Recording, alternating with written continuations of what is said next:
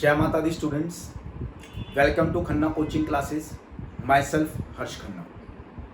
बेटा देख रहे हैं कितना टफ टाइम हमारा चल रहा है, आपका भी और मेरा भी। बट कोई बात नहीं, अगर भगवान चाहता है कि इस बारी बच्चों को इसी तरह से ट्रेन करना है तो बेटा मैं अपने पूरे एफर्ट्स करूँगा। अगर आपके भी एफर्ट्स मिल जाएं तो बेटा हम इस सब्जेक्ट को बहुत अच्छे से समझ सकते हैं। बेटा सब्जेक्ट जो आपने अभी ऑप्ट किया है अकाउंटेंसी, बहुत ही इंटरेस्टिंग सब्जेक्ट है। अब तक आपने 10th में जो भी पढ़ा बेटा उसका अब अकाउंटेंसी में तो कोई काम नहीं आएगा। बिल्कुल ही न्यू सब्जेक्ट है, नई चीजें पढ़नी है, नई चीजें समझनी है। बेटा मैं रिस्पॉन्सिबिलिटी लेता हूं आप सब बच्चों की, मैं आपको अपने तरीके से ट्रेन करूंगा। आपका सिर्फ एक ही काम है, मेरी वीडियोस को बड़े ध्यान से वॉच करें, जो बातें मैं बोलूं उस पर पूरा फोकस करें, अपने अच्छे से नोट्स बनाएं। उसके बाद भी बेटा कोई दिक्कत आए तो आप मुझे व्हाट्सएप करें या मुझे कॉल करें, मैं आपकी पूरी हेल्प करूंगा। बट मुझे पूरा विश्वास है, मुझे पूरा ट्रस्ट है अपने गॉड के ऊपर, अपने भगवान के ऊपर, कि वो आपको इस सब्जेक्ट में प्रॉब्लम नहीं आने देगा अगर आप ध्यान से सब्जेक्ट को पढ़ोगे तो। बेटा इस सब्जेक्ट के अंदर थियरी भी है, प्रैक्टिकल भी है और बेटा कुछ इसमें प्रोविजंस भी हैं और बहुत ही इंटरेस्टिंग प्रोविजंस है। एक बार ये आपको समझ आने शुरू हो गए तो बच्चे कहते हैं, मैं नहीं बोलता सर हम तो पूरा दिन मन करता है अकाउंट्स ही करते रहे, सर बड़ा अच्छा लगता है, सर बड़ा इंटरेस्ट आ रहा है, सर नई नई चीजें एक्सप्लोर करने को मिलती हैं।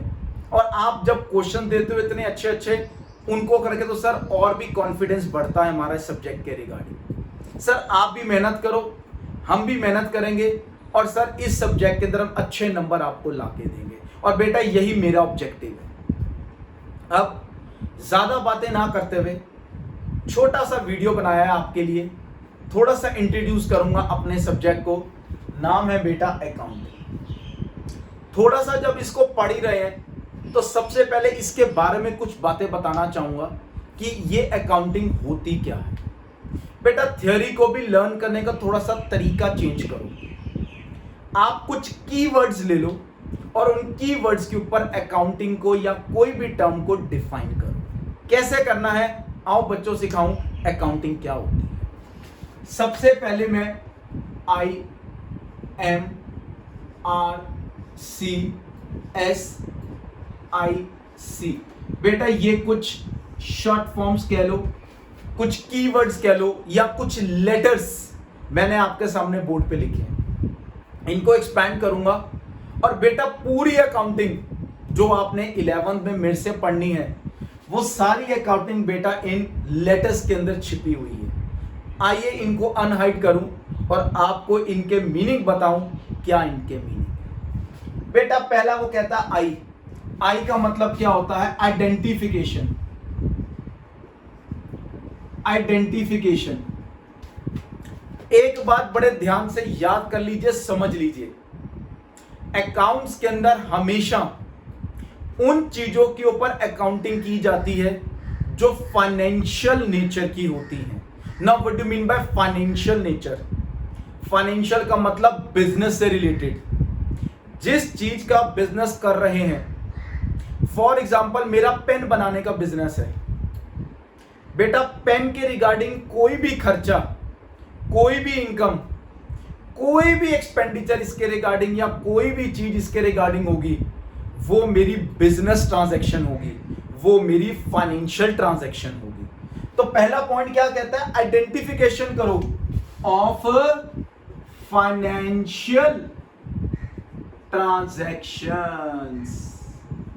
तो पहला पॉइंट मेरे बच्चे याद रखेंगे कि अकाउंटेंसी में सबसे पहले आइडेंटिफाई करना होता है, किसको करना होता है, फाइनेंशियल ट्रांजैक्शंस को। फाइनेंशियल मतलब क्या, बिजनेस ट्रांजैक्शंस, जिसमें आप इन्वॉल्व हैं, जो आप बिजनेस कर रहे हैं, उन ट्रांजैक्शंस को मेरे बच्चे क्या करेंगे, सबसे पहले आइडेंटिफाई करें। तो बड़ा सिंपल सा मीनिंग है, आइडेंटिफिकेशन ऑफ फाइनेंशियल ट्रांजैक्शन। अब बिजनेस शुरू किया है तो बिजनेस के बारे में सोचेंगे, बिजनेस हमारा क्या है? हमारा चाइल्ड है। हम उसके क्या है? हम उसके पेरेंट हैं। एक पेरेंट की ड्यूटी बनती है वो अपने चाइल्ड की देखरेख करे, तो आपने भी अपने चाइल्ड की बड़े अच्छे से देखरेख करनी है। अरे भाई, अच्छे से देखरेख करोगे तो क्या मिलेगा? अगर एक पेरेंट अपनी चाइल्ड की अच्छे से देखरेख करता है तो क्या मिलता है? उसके चाइल्ड को लाइफ में सक्सेस मिलती है, नाम रोशन करता है। ऐसे ही आप भी अपने बिजनेस का ध्यान रखोगे तो बिजनेस भी आपका नाम को रोशन करेगा, आपको अच्छे पैसे कमा के देगा और आपका नाम दुनिया के अंदर अच्छा करके देगा। इसीलिए याद रखना है, अपने बिजनेस की पूरी केयर करनी है। Number 2, M. एम मतलब मेजरिंग। अब what do mean by measuring? बेटा एक बात बताओ, हमारे इंडिया की करेंसी क्या है? रुपीस है। बेटा फॉरेन की करेंसी कुछ की डॉलर है, कुछ की वगैरह वगैरह जो भी है। हर कंट्री अपनी जो मेजरमेंट यूनिट होती है उसी के ऊपर ही ट्रांजैक्शंस को आइडेंटिफाई करता है, मतलब उसी के हिसाब से अपने बिजनेस करते हैं। अब आप अगर इंडिया में कोई चीज खरीदोगे या कोई चीज बेचोगे तो जब पैसा आएगा तो आप उसको रुपीस के अंदर ही कैलकुलेट करोगे, मतलब सारी जो कैलकुलेशन होगी वो रुपीस में होगी। यही मेरा सेकंड पॉइंट अकाउंटिंग का कहता है कि मेजरिंग, मेजर करो किसको? बिजनेस ट्रांजैक्शंस को। किसके अंदर? Common unit of measurement. और हमारे इंडिया की मेजरमेंट यूनिट क्या है? बेटा रुपीस। तो बड़ा सिंपल पॉइंट, पहले बिजनेस की ट्रांजैक्शंस को आइडेंटिफाई करो, फिर बेटा उसको रुपीस के अंदर मेजर करो। बड़ा ही सिंपल और स्ट्रेट है। नेक्स्ट कीवर्ड क्या कहता है? रिकॉर्डिंग। R for recording. आपने शायद सुना भी हो, स्कूल में भी शायद आपके लेक्चर्स चल रहे हैं, क्लासेस हो रही हैं, तो मैडम ने भी कुछ डिफाइन किया हो, तो मेरी भी ड्यूटी बनती है कि बच्चों को पहले इन टर्म से फेमिलियर कराऊं। What do mean by recording? अब क्या होता है बेटा, एक सीडी है, आपने सीडी के अंदर कोई गाना, कोई पिक्चर, कोई डेटा रिकॉर्ड करना है, तो आप क्या करते हो? सीडी के अंदर अपने डेटा को ट्रांसफर कर देते हो, उसको कंसीडर करते हो, उसके बाद उस सीडी को चलाते हो, तो जो उसमें होता है आपको वो चीज सुनाई देती है या दिखाई देती है। ऐसे ही हमारे बिजनेस के अंदर क्या होता है, हम भी कुछ रिकॉर्डिंग करते हैं। अरे भाई, किसको रिकॉर्ड करते हैं? अपनी बिजनेस ट्रांजैक्शंस को। बिजनेस ट्रांजैक्शंस को रिकॉर्ड करते हैं, उसको कंसीडर करते हैं, ताकि हमें पता लगे कि हमने अपने बिजनेस में, यानी कि हमने अपने बिजनेस की केयर अच्छी की है कि नहीं की है। जितना अच्छे से रिकॉर्ड करोगे, हर चीज को कंसीडर करोगे, उतने अच्छे आपको आपके बिजनेस के रिजल्ट्स मिलेंगे, और जितने पॉजिटिव रिजल्ट्स होंगे उतना आपके बिजनेस के लिए भी अच्छा है और आपके लिए भी अच्छा है। तो थर्ड पॉइंट बच्चे क्या याद रखेंगे कि अकाउंट्स में क्या करनी होती है? रिकॉर्डिंग। किसको? बिजनेस ट्रांजैक्शंस को। उसको रिकॉर्ड करेंगे। कैसे रिकॉर्डिंग करनी है? ये मेरे अकाउंटिंग का कंसेप्ट है, स्टेप है, मैं समझाऊंगा। अभी बोला इस वीडियो के अंदर सिर्फ टर्म से फेमिलियर करा रहा हूं, इसकी अकाउंटिंग, इसका प्रैक्टिकल करवाऊंगा भी, समझाऊंगा भी। थोड़ी सी पेशेंस रखनी है मेरे बच्चों ने, बड़े अच्छे से ट्रेंड करूंगा। जब सोच लिया है कि ऐसे ही बच्चों को पढ़ाना है तो देखना, पूरी मेहनत करूंगा और अपने बच्चों को पूरा सब्जेक्ट में ट्रेंड भी करूंगा। नेक्स्ट बेटा सी। सी मतलब क्या होता है? बेटा क्लासिफाइंग। अब बेटा क्लासिफाइंग का क्या मतलब हुआ? क्लासिफिकेशन का क्या मतलब होता है? बेटा कुछ भी नहीं। वो कहता है उन ट्रांजैक्शंस को, बिजनेस की उन ट्रांजैक्शंस को जो सिमिलर नेचर की हैं, जो सिमिलर नेचर की है, उसको एक जगह पे इकट्ठा करो, उसको कहते हैं क्लासिफिकेशन करना। फॉर एग्जाम्पल, मैं बिजनेस हूं, मेरा एक कस्टमर है रमेश। मैं पूरे साल के अंदर रमेश से कई बारी चीजें खरीदता हूं, कई बारी उसको चीजें वापस भी कर देता हूं, और भी बड़ी चीजें रमेश जी के साथ मेरी लगी रहती हैं। मैं साल के आखिर में ये एनालाइज करना चाहता हूं कि भाई पूरे साल रमेश जी के साथ मेरा कितने का बिजनेस हुआ, कितना पैसा बिजनेस में आया और कितना पैसा बिजनेस से गया। बेटा इस कंसेप्ट को, इस चीज को इकट्ठा करने के लिए क्या किया जाता है, अकाउंटेंसी में क्लासिफिकेशन की जाती है। मैं क्या करूंगा, सारी वो बिजनेस की ट्रांजैक्शंस जो मेरे कस्टमर रमेश जी से रिलेटेड है उनको एक जगह पे इकट्ठा कर लूंगा, फिर चेक करूंगा कितना पैसा आ रहा है, प्लस करता जाऊंगा, जितना पैसा जा रहा है माइनस करता जाऊंगा। एट लास्ट जो फिगर आएगी बेटा वो फिगर मुझे बताएगी कि रमेश जी से मैंने एक्चुअल में पैसा लेना है कि उसको कुछ पैसा रिफंड करना है। तो ये हमें कौन बताता है, ये हमें क्लासिफिकेशन बताती है अकाउंटेंसी के अंदर। तो क्लासिफाइंग भी हो गया। नेक्स्ट चलते हैं बेटा एस। एस मतलब समराइजिंग। बेटा याद करो, आपने 10th तक के कुछ अभी बुक्स पढ़ी होंगी।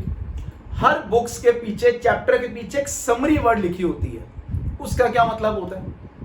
समरी का मतलब होता है जी short explanation of the chapter, कि पूरे चैप्टर में आपने क्या पढ़ा, उसके की पॉइंट्स आपके समरी के अंदर गिवन होते हैं, ताकि पूरा चैप्टर दोबारा ना पढ़ो, टाइम ना वेस्ट करो, सिर्फ समरी पढ़ लो और आपको याद आ जाए कि आपने इस चैप्टर में क्या क्या पढ़ा था और इसके मेन हाइलाइट्स क्या थे।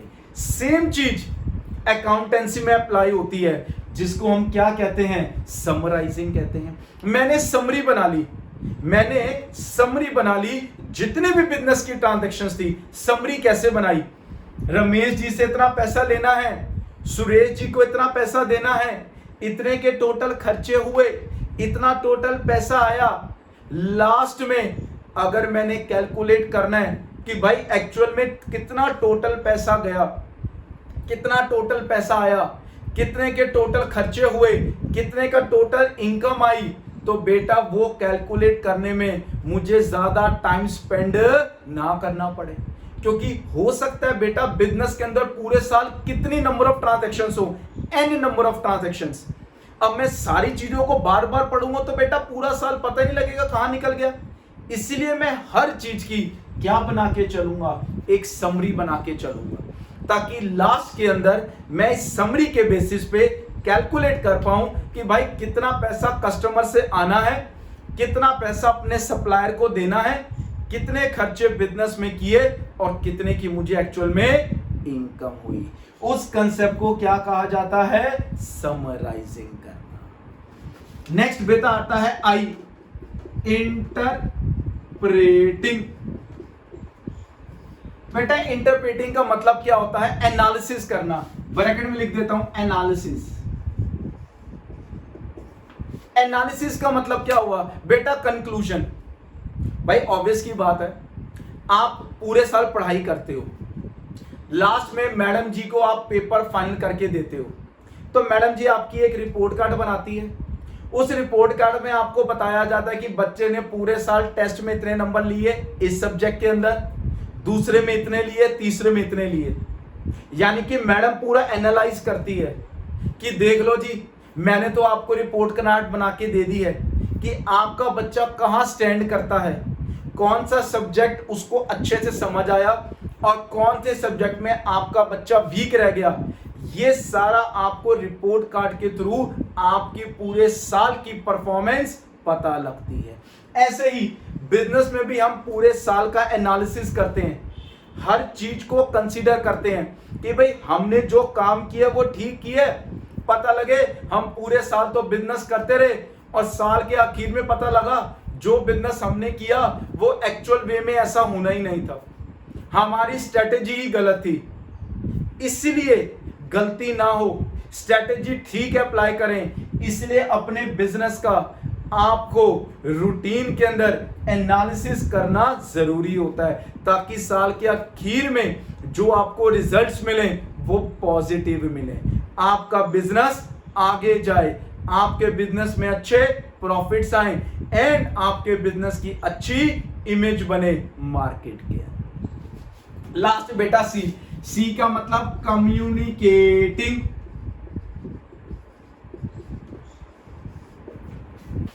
कम्युनिकेटिंग का मतलब क्या? मैंने अभी बताया कि मैडम जी ने आपको एक रिपोर्ट कार्ड बना के दे दी। एक्चुअल में ये रिपोर्ट कार्ड किसके लिए बनाई जाती है? बच्चों के लिए तो खैर होती है।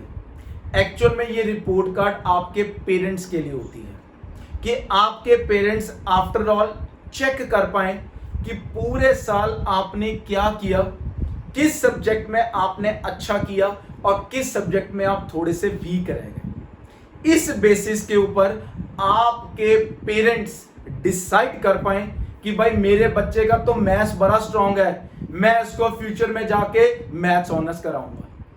या आपका अकाउंटिंग में अच्छे नंबर आए, भाई मेरे बच्चे की अकाउंटेंसी बहुत बढ़िया है, मैं इसको फाइनेंस सेक्टर में डालूंगा या मैं इसको सीए बनाऊंगा। और भी कुछ चीजें, किसी की इकोनॉमिक अच्छी है, उसमें बड़े अच्छे नंबर बच्चों ने लिए, तो पेरेंट्स कहता भाई मेरा बच्चा आगे जाके इकोनॉमिस्ट बनेगा, मैं ये डिसीजन लेता हूं।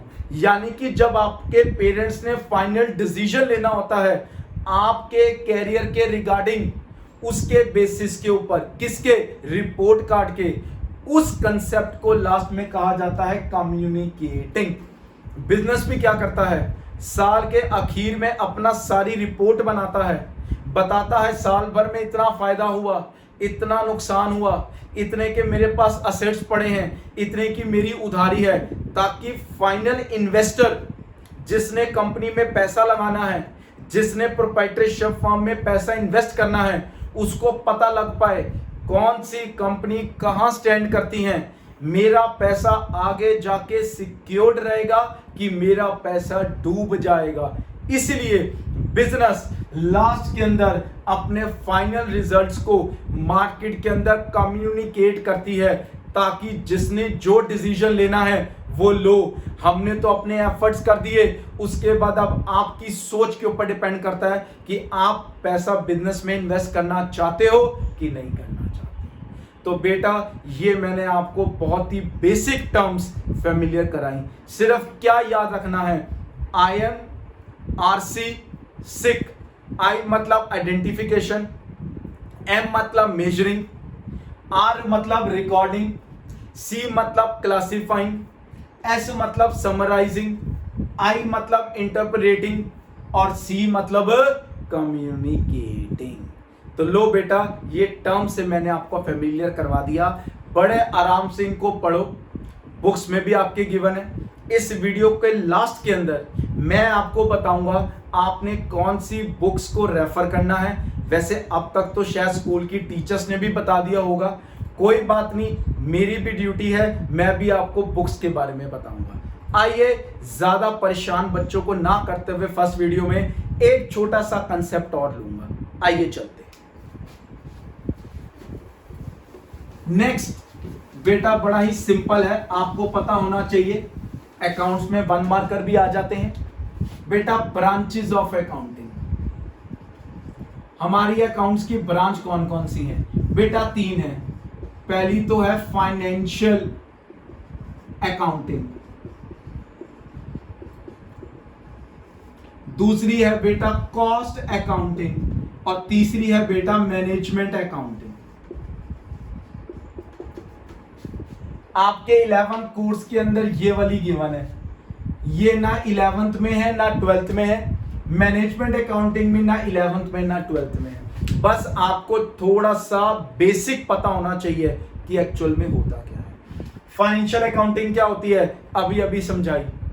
हमारा बिजनेस जिसमें हम डील करते हैं उसकी सारी बातों को कंसीडर जब करते हैं, उनकी अकाउंटिंग करते हैं, वो अकाउंटिंग कौन सी होती है? फाइनेंशियल नेचर की, जिसको कि मनी टर्म्स में करते हैं। अभी अभी बच्चों को सब समझाया था। दूसरा कॉस्ट अकाउंटिंग।